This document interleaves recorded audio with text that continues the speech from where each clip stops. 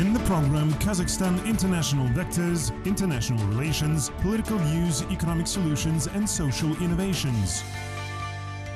Further, you will find out how the idea of the Eurasian Economic Union originated, why the creation of Eurasian Economic Union is profitable for ordinary consumers, does the volume of trade grow between the EAEU member states. With the consent, minor things grow. With disagreement, the greatest things die. Gaius Sallustius Crispus, the ancient Roman historian. Today, the economy of Kazakhstan is an integral part of a larger economic system of the Eurasian Economic Union. Young economists are trying to figure out why the union was created and what are its goals. I think heads of these countries of the CIS were looking at the fact that there is a union in Europe, I mean the European Union. They were looking at what is the North American Atlantic Alliance, and they saw the economy of these countries has been growing steadily, and probably they think that it is due to the unity.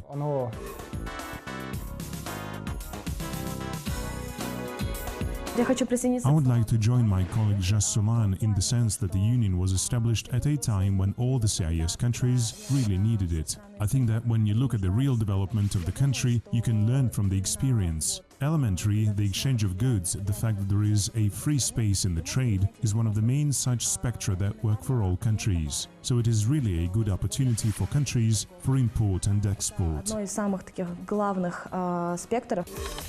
the Eurasian Economic Union includes 5 countries: Kazakhstan, Russia, Belarus, Armenia and Kyrgyzstan. Russia, in some cases, like in the technologies, is a little ahead of us. The same as in the oil industry or food industry. And I think our president wanted us to exchange the experience with them, exchange some technologies, some of the resources we have and they have, and learn how to share it with one another. Currently, a huge number of dozens of countries want to join us, and I'm talking about not only our continent, but even about South America and elsewhere. And I believe that the prospect of this union stands on a large site, even on the huge site. However, students believe that there are some obstacles to the development of the Eurasian Union as a whole and the economy of each country. After Kazakhstan joined the EAEC, it was helpful because the trade turnover between the countries has increased many times. But the problem is in the fact that export has become less. Kazakhstan began to sell less to other countries. This is due to the fact that Russia is a main supplier of products to all countries, and it is beneficial for it. It has more and more products to supply.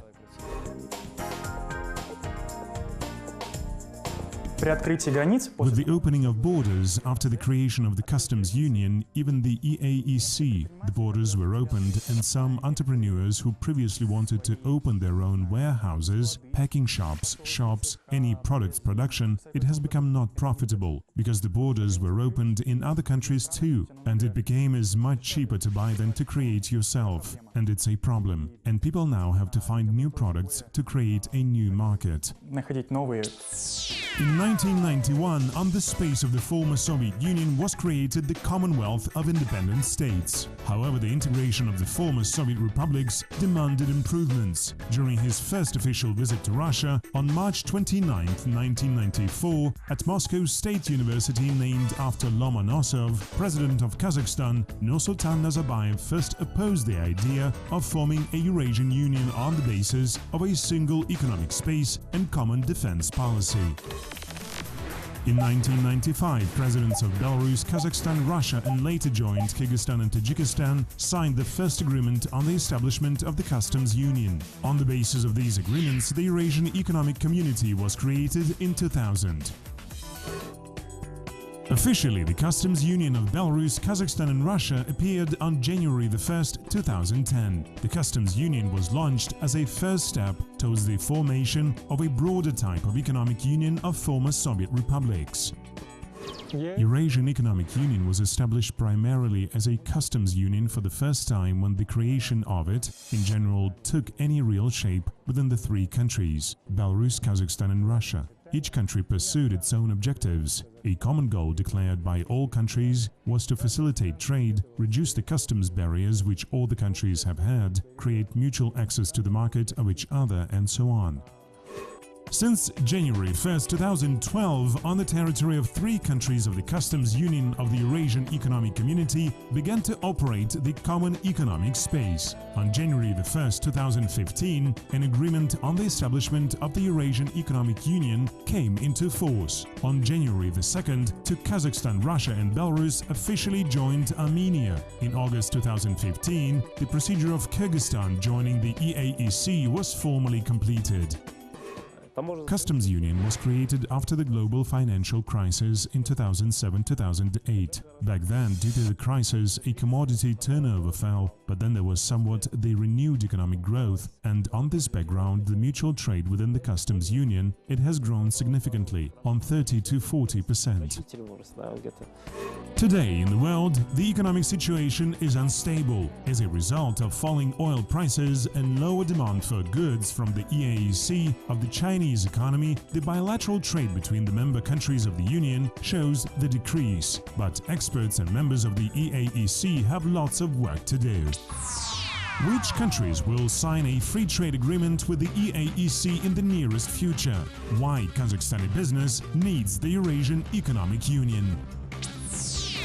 5 EAEU member countries are very similar, and this was decisive when considering the possibility of establishing a union. Unification assumed the following objectives: to create conditions for free movement of goods, capital, technology, labor, harmonization of customs and trade policies of the countries, the formation of similar mechanisms of regulation of national economies, and even closer legal framework. Each country has its own purpose. In Kazakhstan, I think the idea was to have the access to the large Russian market. There are 140 million people, that it is possible economies of scale for the Kazakhstani business. At the same time, the fact that Kazakhstani oil is pumped through Russian pipelines is still very important. While signing the agreement on creation of the EAEU, a variety of issues was discussed, including even the political ones: creation of a single parliament, a single citizenship for the residents of the EAEU. But the Kazakh side made a statement in order to eliminate all these questions from the discussion and emphasized that the creation of the union has a purely economic nature. Within the EAEU, it is expected to create common markets. Firstly, starting from this year, the creation of common markets of medicines. This means that the countries will create common rules and principles of circulation of medicines in the markets of all members of EAEU. By 2019, it is expected to create a common electricity market in the longer term and plan to create a common market of oil products.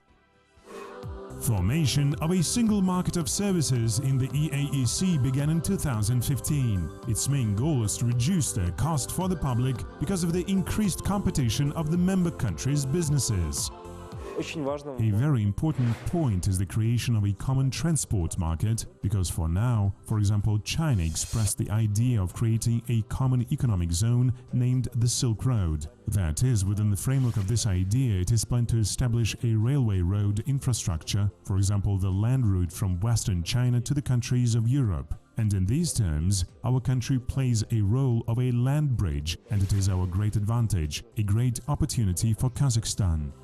All member states of the EAEU are in favor of the joint development of the industry, as the entire region after the collapse of the USSR is in need of industrial growth, implementation of innovative technologies. In a view of this development, for example, several Russian automobile plants were transferred to Kazakhstan.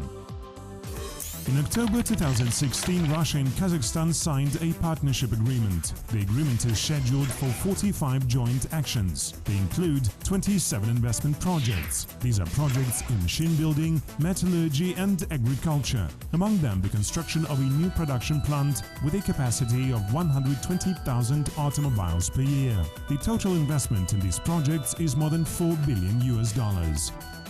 The implementation, or at least the beginning of implementation of these projects, is scheduled for 2017. It is expected that by this time the growth of trade between the two countries will reach up to $700 million. In the long term, the two countries plan to reach the level of turnover which existed prior to the last crisis of the economy. In 2009, the trade turnover between Kazakhstan and Russia stood at $12 billion. Today, with the joint measures, it could raise increased up to 15 billion. Last year marked a 30% decline in all areas of trade. The main reason is the fall in the demand in all sectors of the economy. However, growth is expected in connection with public access to the markets of the EAEC.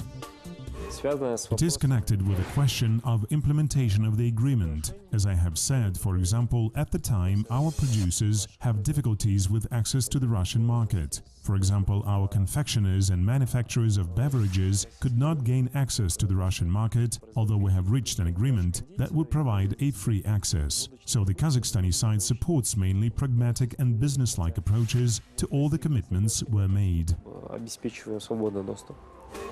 The key task for today is the enforcement of decisions and more efficient operation of the EAEC institutions and removal of administrative barriers. Competition in the EAEC market will grow and everyone will be able to feel it. Competition is always good for consumers, for producers, and at some point we need to protect our producers. But not forever, that is, they must also enter the competition with the struggle. Kazakhstani goods are already making attempts to conquer the Russian market. Domestic companies are actively involved in the program of import substitution in Russia, yet the creation of the single currency within the Union is out of the question. Today, activities of the Eurasian Economic Union are not aimed at increasing the number of participating countries, but on the enhancement of international cooperation, in particular, the conclusion of new trade agreements. In 2015, an agreement was signed on free trade with Vietnam. Agreements alike with Iran, Israel, Egypt, China and Thailand are on the stage of negotiations. Many economists believe that in the nearest future regional blocs will form the core of the world economy, as the national economy will cease to be its center. Today in the world, several active units are operating: ASEAN, Mercosur, NAFTA and the Eurasian Economic Union. The EAEC today, according to analysts, is the most effective of them. For now, it is early to draw any conclusions on the EAEC, but given the commitment of all parties to the development of integration processes, it can be expected that the work will further continue and certain problems will arise. Implementation of the reached agreements is the main guarantee of the success of the EAEC. They are not always respected, since each country within the Union is still committed to its own goals.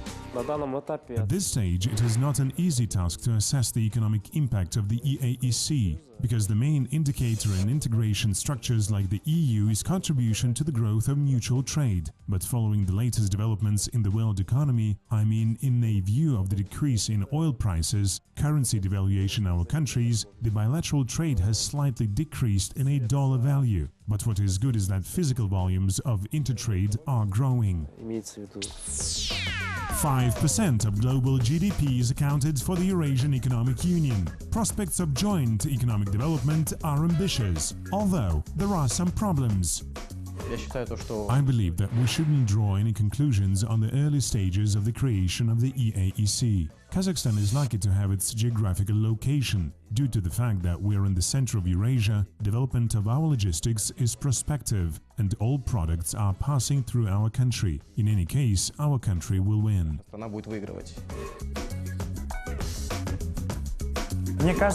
It seems to me that on the place of the European Union, a new union is coming. I have studied these cycles, economic cycles. There are small, there are also large ones. There are cycles of Kondratiev, if you have heard about them. Kondratiev cycle suggests that there is an economic growth in the world. As sinusoid rises, it shows that there is something good in the world economy. But we are now in the period when this schedule is actually falling down. During the global crisis, which was in 2008 and which affected the whole world and everyone was talking about it, there is a very good piece of advice that it is in times of crisis when you need to create something new. And then, having gone through this crisis, logically it comes a good time for everyone. Why in 2014 it was created? It was the time to build. It was a very well thought out tactics and strategy, in my opinion, and it is ideal for our strategy 2050. Because the strategy for 2050 is based on the Kondratiev cycles and the economy will grow. And I think we have chosen the most gorgeous time.